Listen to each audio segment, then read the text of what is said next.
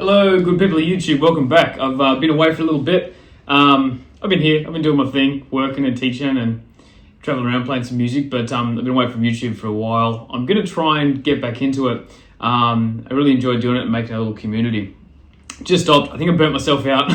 Not just with YouTube, just with music and life in general. So I'm taking a couple of back steps, which is good. Really enjoying it and getting back into doing some creative processes and making some new things. So yeah, let's get back in. Now, the thing that I want to touch on today, I was actually teaching this morning, but I try and teach all my students is the relevance of connecting all your concepts, right? So your scales, your arpeggios, and your chords, I always refer to those as the big three.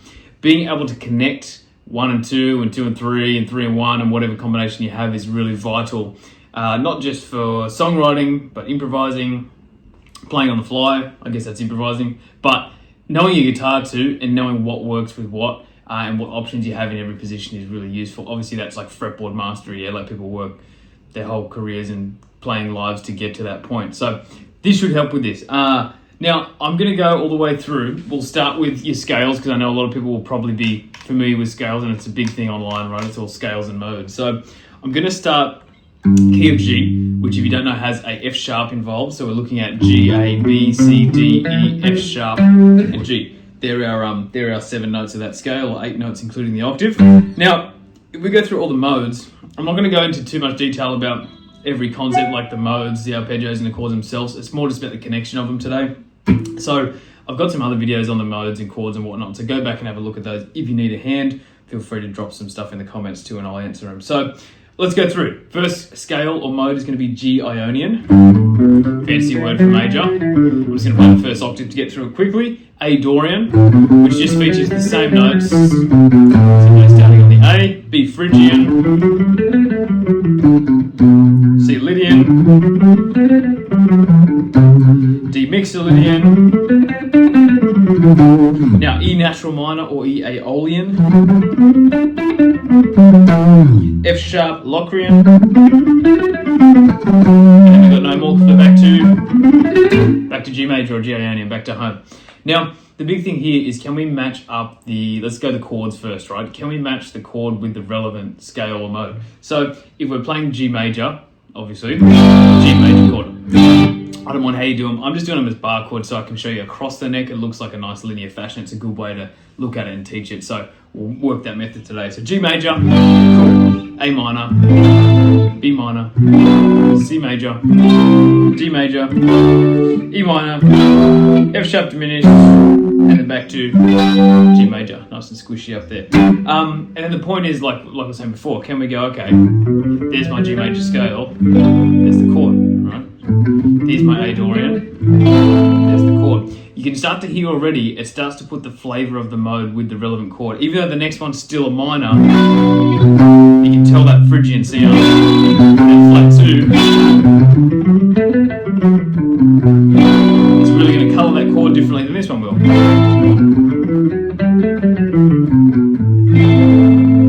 So understanding the connection between the chord and how the mode flavors the chord is really, really important. Obviously you can keep going with those all the way up. Now the arpeggios have a very similar effect because arpeggios are just the chord, right? They're the 3 notes, or 4 if you're doing 7s. The 3 notes of the chord, we'll just talk in triads, play one by one. So if you're in G major, can we play Ionian? Can we play chord? Can we play the arpeggio?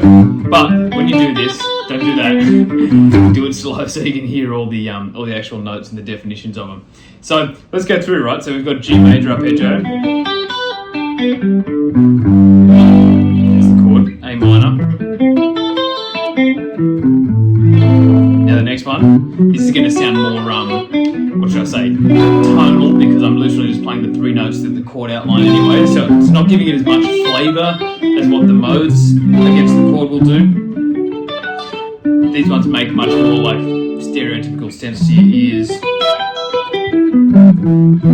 Now, when you get to the diminished, keep in mind, this is going to sound a little different because a lot of times most people are used to hearing the 7s, not just the triads. So when you play the triad, have a listen to this, ready? So we're going 1, the 3, the 5, straight to the octaves, the 3, the 5, straight to the octave, right? So that sound that you're hearing, which is that A lot of the times, yeah, I just did it there accidentally. You play the seventh, which you get the 1, flat 3, flat 5, flat 7, 1, 3, flat 5, flat 7.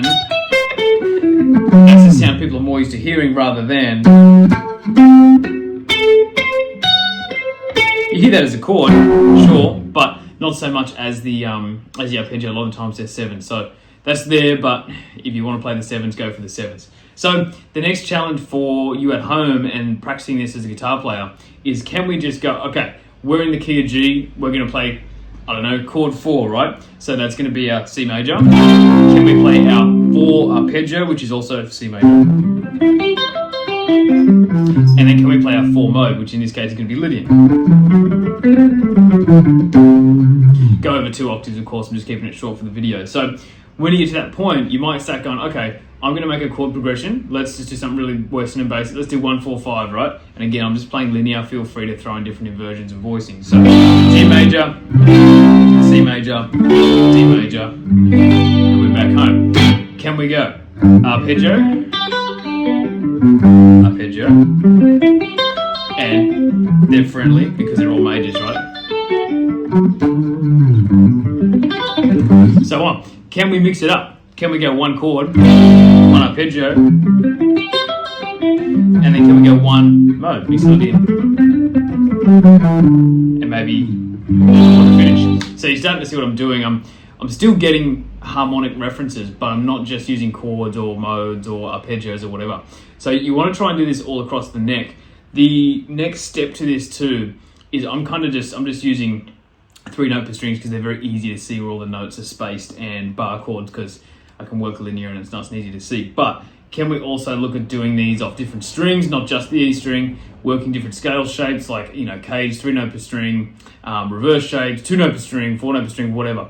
Can you do all that through all the different positions? And keys as well is another big one. Even though I know on guitar, like, you know, you're moving shapes around, but it's much better to think about your notes and your intervallic relationships too. So what I do is I try and test yourself a little bit with this. Go online and use a chord generator and it'll say, you know, do a 1, 4, 6, 2 or whatever and give you the chords, blah, blah, blah. And then see if you can connect. If they're doing chords, do arpeggios. If they're doing arpeggios, do modes. Try and blend the 2 together, 3 together. And then from there, start experimenting a little bit further on how you can keep stuff in the same position so you're not just a piano player, because we're guitarists, right? So let's say, for example, I wanted to do a 1, 4, 5, but keep everything there. I could now look at going, okay, how can I do my arpeggios there?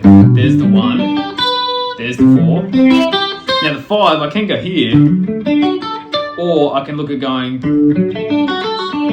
so I'm starting to blend shapes. If I do that, you notice I start to stick in this little 4, 5 fret range.